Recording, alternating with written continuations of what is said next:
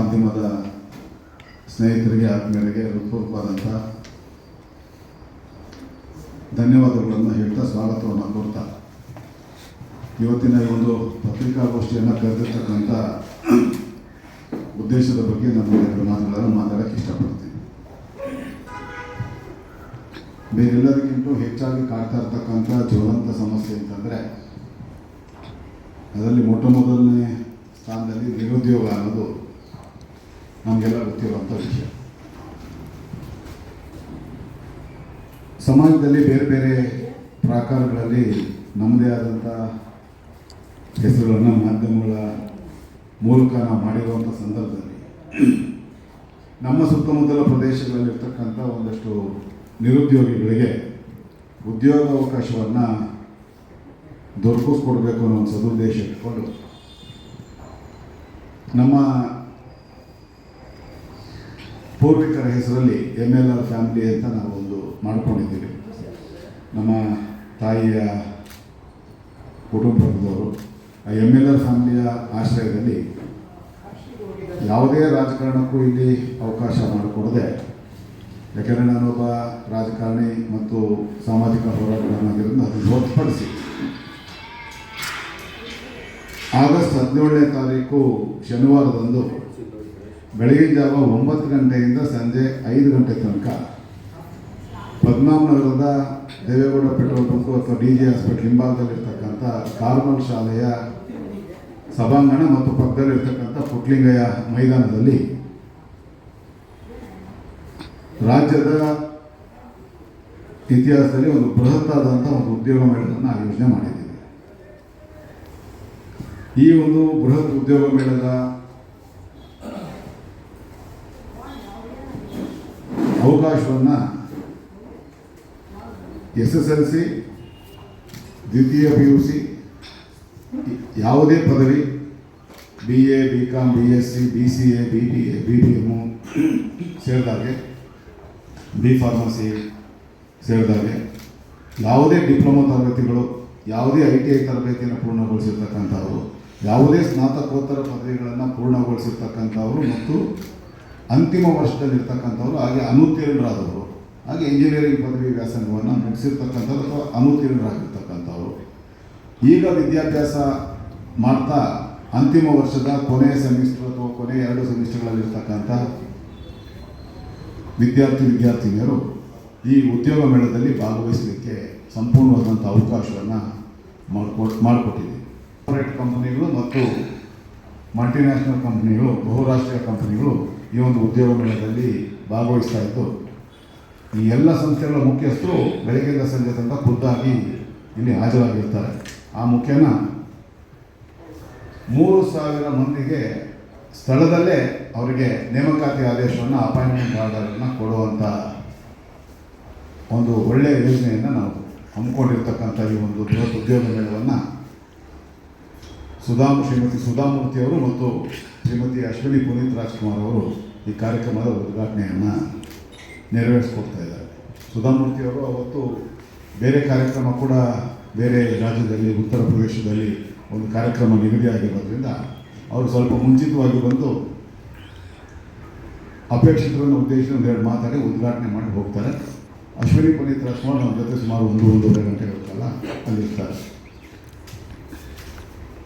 ಇದರ ಜೊತೆಗೆ ಅಂಗವೈಕಲ್ಯದಿಂದ ನಳ್ತಾ ಇರುವಂಥವರು, 2 ಕಣ್ಣು ಕಾಣಿಸದೇ ಇರುವಂಥ ಅಥವಾ ಕಾಲು ಕೈ ಊನ ಆಗಿರ್ತಕ್ಕಂಥವ್ರು, ಇಂಥವ್ರಿಗೂ ಕೂಡ ಇಲ್ಲಿ ಉದ್ಯೋಗಾವಕಾಶಗಳನ್ನು ಹೇರಳವಾಗಿ ಮಾಡಿಕೊಡುವಂಥ ಒಂದು ಉದ್ದೇಶ ಇಟ್ಕೊಂಡು ಈ ಉದ್ಯೋಗ ಮೇಳವನ್ನು ಆಯೋಜನೆ ಮಾಡಿರ್ತಕ್ಕಂಥದ್ದು. ಮಾಡಿ ಮಾರಾಟ ಮಾಡೋರಿಂದ ಹಿಡಿದು ಬೋಟಿಕ್ಗಳು ನಡೆಸುವಂಥವ್ರು, ಬ್ಯೂಟಿ ಪಾರ್ಲರ್ ನಡೆಸುವಂಥವ್ರು, ಈ ರೀತಿಯ ಸ್ವಯಂ ಉದ್ಯೋಗವನ್ನು ಮಾಡ್ಕೊಳ್ಬೇಕಂತ ಇರ್ತಕ್ಕಂಥವ್ರು ಕೂಡ ಅವರಿಗೆ ಹಣಕಾಸು ಸಂಸ್ಥೆಗಳನ್ನು ಸುಮಾರು 10ಕ್ಕೂ ಹೆಚ್ಚು ಹಣಕಾಸು ಸಂಸ್ಥೆಗಳು ಸ್ಥಳದಲ್ಲೇ ಇದ್ದು,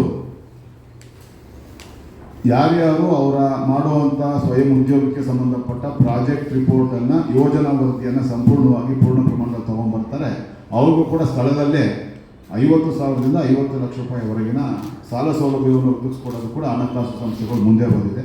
ಇದು ನಾವು ಈ ಪ್ರಯತ್ನ ಮಾಡಿದ ನಂತರ, ಉದ್ಯೋಗ ಮೇಳದ ಪ್ರಯತ್ನ ಮಾಡಿದ ನಂತರ ನಮಗೆ ಅವರು ನಾವು ಭರವಸೆನ ಕೊಟ್ಟು ಅದನ್ನು ಕೂಡ ನಾವು ವ್ಯವಸ್ಥೆ ಮಾಡಿದ್ದೆ. ಅದ್ರ ಜೊತೆಗೆ ಸರ್ಕಾರಿ ಯೋಜನೆಗಳು, ಕೇಂದ್ರ ಮತ್ತು ರಾಜ್ಯ ಸರ್ಕಾರದ ಯೋಜನೆಗಳೇನಿದೆ ಅದನ್ನು ಕೂಡ ಯಾವ ರೀತಿ ಪಡ್ಕೋಬೋದು ಅನ್ನೋದಕ್ಕೆ ಅವರಿಗೆ ಮಾರ್ಗದರ್ಶನವನ್ನು ತೋರಿಸಿ ಅವರಿಗೆ ಸ್ಥಳದಲ್ಲೇ ಅವರಿಂದ ಅರ್ಜಿಗಳನ್ನ ಹಾಕಿಸುವಂಥ ಕೆಲಸವನ್ನು ಕೂಡ ಮಾಡುವಂಥ ಒಂದು ತಂಡ ಕೂಡ ರೆಡಿಯಾಗಿದೆ. ಇಲ್ಲಿ ಯಾವುದೇ ರೀತಿಯ ಆಭಾಸ ಆಗಲಿಕ್ಕೆ ಅವಕಾಶ ಇದೆ. ಸುಮಾರು 600 ಜನ ಸ್ವಯಂ ಸೇವಕರು ಇಲ್ಲಿ ಸುಮಾರು ಹಾಕಿರ್ತಕ್ಕಂಥ 150 ಸಂಸ್ಥೆಗಳೇನು ಬರುತ್ತೆ ಅವ್ರಿಗೆ ಅಂತ ನಾವು ಹಾಕ್ಕೊಡುವಂಥ ಒಂದು ಪ್ರತ್ಯೇಕವಾದಂಥ ಒಂದು ವ್ಯವಸ್ಥೆಯನ್ನು ಮಾಡಿರ್ತೀವಿ. ಆ ಶಾಮಿಯಾನದ ವ್ಯವಸ್ಥೆಗಳು ಅಲ್ಲಿ ಯಾರ್ಯಾರು ಅಪೇಕ್ಷಿತರು ಅವರ ವಿದ್ಯಾಭ್ಯಾಸಕ್ಕೆ ತಕ್ಕಂಗೆ ಯಾವ ಟೇಬಲ್ಗೆ ಹೋಗಬೇಕು ಅನ್ನೋದನ್ನು ತೋರಿಸ್ಕೊಡೋದಕ್ಕೆ ಅಂಥೇಳಿ ಸ್ವಯಂ ಸೇವಕರು ಕೂಡ ಸುಮಾರು 600 ಸಂಖ್ಯೆಯಲ್ಲಿ ಇರ್ತಾರೆ. ಹಾಗೆ ಆ ಸ್ಥಳದಲ್ಲೇ ನಾವು ಅವತ್ತು ಅವರಿಗೆ ಇದನ್ನು ಅಪಾಯಿಂಟ್ಮೆಂಟ್ ಆರ್ಡರ್ಗಳನ್ನು, ನೇಮಕಾತಿ ಆದೇಶಗಳನ್ನು ಕೂಡ ಕೊಡುವಂಥ ಕಡೆ ಕೂಡ ಎಲ್ಲೂ ಒಂದಾಗದ ರೀತಿಯಲ್ಲಿ ನಮ್ಮ ಕಾರ್ಯಕರ್ತರು ಅದನ್ನು ಸಮರ್ಥವಾಗಿ ನಿಭಾಯಿಸ್ತಾರೆ.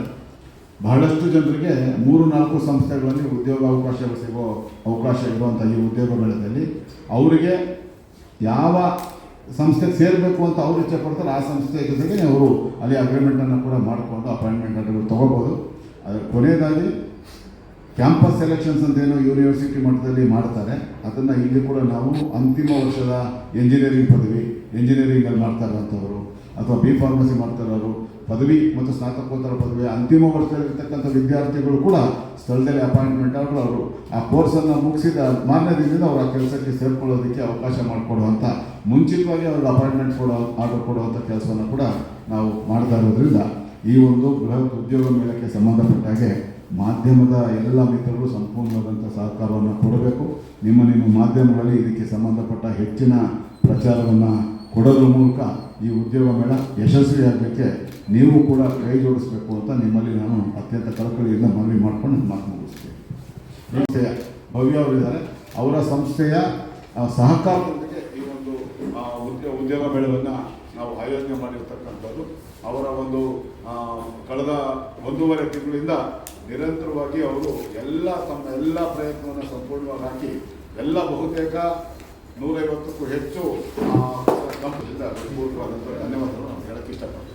ಯಾದಗಿರಿ ಅದರಲ್ಲೆಲ್ಲ ಕಡೆ ನಾವು ನಮ್ಮ ಪ್ರಾಮಾಣಿಕತೆಯಿಂದ ಉದ್ಯೋಗ ಮೇಳ ಆಗಿರ್ಬೋದು, ಸ್ವಯಂ ಉದ್ಯೋಗ ಅವಕಾಶಗಳಾಗಿರ್ಬೋದು, ಆ ಥರ ಮಹಿಳೆಯರಿಗೆ ಯುವಕರಿಗೆ ಕೊಡ್ತಾ ಬಂದಿದ್ದೀವಿ. ಪ್ರಪ್ರಥಮ ಬಾರಿಗೆ ಒಂದು ನಾನು ಇನ್ಫಾರ್ಮೇಶನ್ ಹೇಳಕ್ಕೆ ಇಷ್ಟಪಡ್ತೀನಿ. ಏನಂದರೆ ಎಲ್ಲ ಕಡೆ ಹೋದರೆ ಕೆಲಸ ಅಂದ ತಕ್ಷಣ ದುಡ್ಡು ಅಂತಾರೆ. ನಮ್ಮ ಕಡೆ ಒಂದೇನಪ್ಪ ಅಂದರೆ ಬಂದ ತಕ್ಷಣ ಫಸ್ಟು ಕೆಲಸ ಅಂತ ನಮ್ಮ ಕಡೆಯಿಂದ ಪ್ರಾಮಾಣಿಕ ಪ್ರಯತ್ನ ಮಾಡ್ತೀವಿ. ಎರಡನೇದು, ನೀವೊಂದು ಒಳ್ಳೆ ಪ್ರಶ್ನೆ ಕೇಳಿದ್ರಿ ಸರ್, ಯಾಕೆ ನಾವು ಇನ್ಸ್ಪೈರ್ ಆಗಿ NR ರಮೇಶ್ ಸರ್ಗೆ ಮಾಡ್ತಾ ಇದ್ದೀವಿ ಅಂತಂದರೆ, ನಾನು ಈಗಲೇ ಹೇಳಿದಂಗೆ ಒಂದು 60 MLA ಕಾನ್ಸ್ಟಿಟ್ಯೂನ್ಸಿಗೆ ವರ್ಕ್ ಮಾಡಿದ್ದೀವಿ. ಅವರು ಯಾವುದೇ ಕಾನ್ಸ್ಟಿಟ್ಯೂನ್ಸಿಯಿಂದ ಮಕ್ಕಳು ಬಂದರೂ ಅವ್ರ ಎಜುಕೇಷನ್ಗೆ ಅಂತ ಅವ್ರು ಪರ್ಸ್ನಲ್ ಆಗಿ ದುಡ್ಡು ಕೊಡ್ತಾ ಇದ್ದಾರೆ.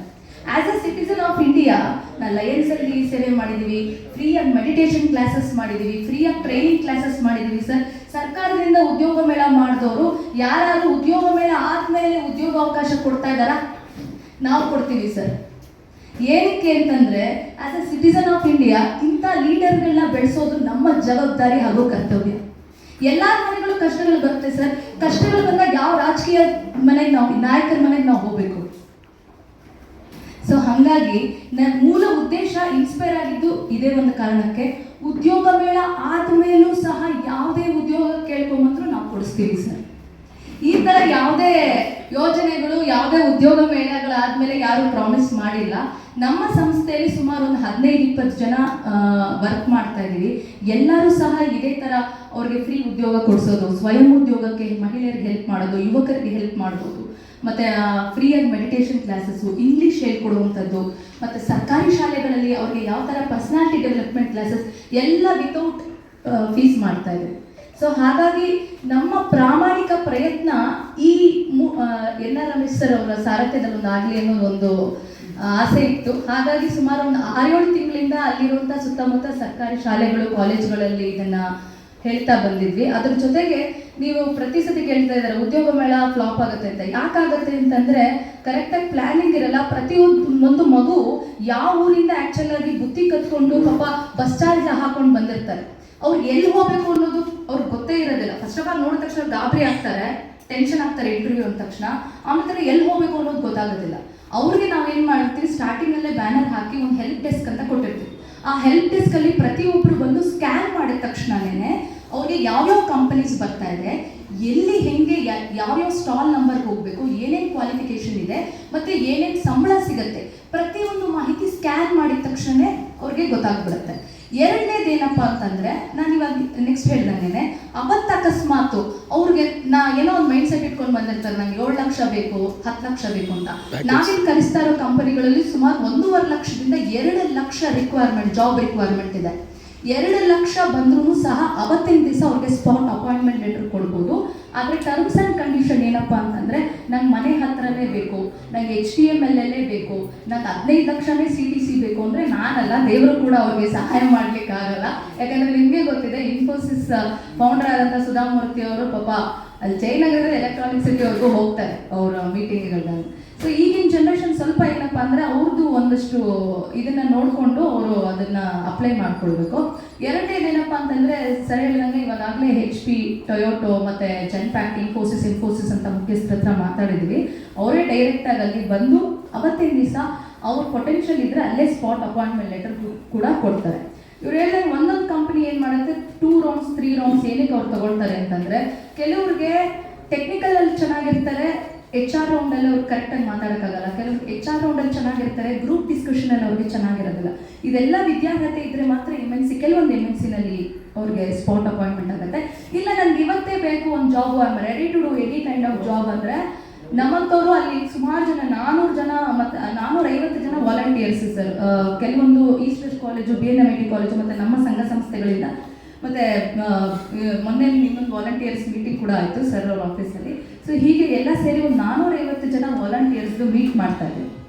ಪ್ರತಿಯೊಬ್ಬರೂ ಅವ್ರಿಗೆ ಪ್ರತಿಯೊಂದು ಮಗುಗೆ ಎಲ್ಲೆಲ್ಲಿ ಹೋಗಬೇಕು, ಯಾವ್ಯಾವ ಥರ ಇವತ್ತೇ ರೆಡಿ ಇದ್ದರೆ ಸ್ಪಾಟ್ ಅಪಾಯಿಂಟ್ಮೆಂಟ್ ಲೆಟರ್ಸ್ ಯಾವ ಸ್ಟಾಲಲ್ಲಿ ಕೊಡ್ತಾ ಇದ್ದಾರೆ, ಆ ಥರ ಆ್ಯಕ್ಚುಲಾಗಿ ಇನ್ಫಾರ್ಮೇಷನ್ ಕೊಡೋಕ್ಕೆ ನಾವು ಪ್ರತಿನಿತ್ಯ ವರ್ಕ್ ಮಾಡ್ತಾ ಇದ್ದೀವಿ. ಇವತ್ತು ಸಹ ಸುಮಾರು ಒಂದಷ್ಟು ಕಂಪನಿಗಳು ಅಪಾಯಿಂಟ್ಮೆಂಟ್ ಲೆಟರ್ಗಳು ಅವತ್ತೇ ಕೊಡಬೇಕು ಅಂತ ಡಿಸ್ಕಷನ್ ಕೂಡ ಆಗ್ತಾ ಇದೆ, ಈಗಾಗಲೇ ಎಲ್ಲ ಹೋಗಿದ್ದಾರೆ. ಮತ್ತು ಸ್ವಯಂ ಉದ್ಯೋಗ ಅವಕಾಶದ ಬಗ್ಗೆ ಕೇಳ್ತಾ ಇದ್ರಿ, ಎಲ್ಲಿ ಸಿಗುತ್ತೆ ಏನಾಗುತ್ತೆ ಅಂತ. ಫಾರ್ ಎಕ್ಸಾಂಪಲ್ ಇವಾಗ ಕೋಟೇಶ್ವರ್ ರಾವ್ ಅಂತ ಬರ್ತಾ ಇದ್ದಾರೆ, ಅವ್ರು ಬಂದ್ಬಿಟ್ಟು exporting chief of world trade ಇದು. ಅವರು ಸಹ ಅಲ್ಲಿ ಬಂದು ಎಕ್ಸ್ಪೋರ್ಟಿಂಗ್ ಹೆಂಗೆ ಮಾಡಬೇಕು, ಯಾವ ನಂಬರ್ ನೀವು ಕಾಂಟ್ಯಾಕ್ಟ್ ಮಾಡಿದ್ರೆ ಅಲ್ಲಿ ಹೋಗಿ ಇವತ್ತಿಂದ ನೀವು ಎಕ್ಸ್ಪೋರ್ಟಿಂಗ್ನ ಜಾಸ್ತಿ ಮಾಡ್ಬೋದು ಅನ್ನೋದ್ರ ಬಗ್ಗೆನೂ ಮಾಹಿತಿನೂ ಕೊಟ್ಟು ಅಲ್ಲೇ ಸ್ಟಾರ್ಟ್ ಮಾಡಿಸ್ತಾರೆ. ಆದರೆ ಅವ್ರಿಗೆ ಒಂದು ಸ್ವಲ್ಪ ಆಸಕ್ತಿ ಇರಬೇಕು, ಸೆಲ್ಫ್ ಎಂಪ್ಲಾಯ್ಮೆಂಟ್ ಮಾಡೋರ್ಗೆ ಅಲ್ಲಿ ಆಸಕ್ತಿ ಇದ್ದು ಅವರು ನಿಜವಾಗ್ಲೂ ನಡೆಸ್ಕೊಂಡು ಹೋಗ್ತಾರೆ. ಅವ್ರ ಒಂದು ಪ್ರಾಜೆಕ್ಟ್ ಇದೆ ಒಂದು, ಅಥವಾ ಇನ್ನೇನಾದ್ರು ಹಿಂದೆ ಅವ್ರಿಗೆ ಎಕ್ಸ್ಪೀರಿಯನ್ಸ್ ಇದ್ದರೆ, ಅಕಸ್ಮಾತ್ ಮೊನ್ನೆ ಅಲ್ಲಿ ಪೌಲ್ಟ್ರಿ ತುಂಬ ಜನ ಬಂದರು, ಕೋಳಿ ಸಾಗಾಣಿಕೆನವರು, ಅವ್ರಿಗೆ ತುಂಬ ಆ್ಯಕ್ಚುಲಾಗಿ ಅನುಭವ ಇರೋದ್ರಿಂದ ಅಂಥವ್ರಿಗೆ ಪ್ರಾಜೆಕ್ಟು ಮತ್ತು ಫಿನಾನ್ಷಿಯಲ್ ಏಡ್ಸ್ ಸಿಗೋದು ತುಂಬ ಈಸಿ. ಯಾಕಂದರೆ ಅನುಭವ ಇರುತ್ತೆ, ಬ್ಯಾಂಕಿಂಗ್ದು ಪ್ರೂಫ್ ಇರುತ್ತೆ. ಅವಾಗ ಏನು ಮಾಡ್ತಾರೆ ನಮ್ಮ ವೆಂಚರ್ ಕ್ಯಾಪಿಟಲಿಸ್ಟ್ಸು, ಇವ್ರಿಗೆ ಅನುಭವ ಇದೆ ಅಂದ್ಬಿಟ್ಟು ಬೇಗನೆ ಇದು ಮಾಡ್ತಾರೆ. ಈಗಾಗಲೇ 10 ಜನ ಟ್ರಾನ್ಸ್ಜೆಂಡರ್ಸ್ಗೆ ನಾವು ಒಂದು ವೇದಿಕೆ ಕಲ್ಪಿಸಿದ್ವಿ ಬೋಟಿಕ್ ಮಾಡಲಿಕ್ಕೆ ಅಂತ. ಅದರಲ್ಲಿ 10 ಜನರಲ್ಲಿ ಸುಮಾರು ಒಂದು 4 ಜನ ಸೆಲೆಕ್ಟ್ ಆದರು. 3 ಲಕ್ಷ ತನಕ ಕೊಟ್ಟಿದ್ವಿ ಅವ್ರಿಗೆ ಬೋಟಿಕ್ ಮಾಡಲಿಕ್ಕೆ ಅಂತ. ಅದರಲ್ಲಿ ಒಬ್ಬರೇ ನಡೆಸ್ಕೊಂಡು ಹೋಗ್ತಾ ಇದ್ದಾರೆ. ಸೊ ಈ ಥರ ಆದಾಗ ಏನಾಗುತ್ತೆ, ಇನ್ವೆಸ್ಟ್ಮೆಂಟ್ ಮಾಡೋರು ಕೇಳ್ತಾರೆ, ಹೌದು ನಿಮ್ಮ ರಿಪೋರ್ಟ್ ನೋಡೋಣ, ಬಿಸ್ನೆಸ್ ಮಾಡೋಕ್ಕೆ ನಿಜವಾಗ್ಲೂ ನಿಮಗೆ ಆಸಕ್ತಿ ಇದೆಯಾ, ಪೊಟೆನ್ಷಿಯಲ್ ಇದೆಯಾ ಅಂತ. ಈ ಥರ ಆ್ಯಕ್ಚುಲಾಗಿ ವ್ಯವಸ್ಥೆ. ಸರ್ ಇಲ್ಲಿ ಸರ್ ರಮೇಶ್ ಸರ್ ದಯವಿಟ್ಟು ಫೋನ್ ನಂಬರ್ ಸರ್ ಒಂಚೂರು ಈ ಕಡೆ ನೋಡಿ ಸರ್.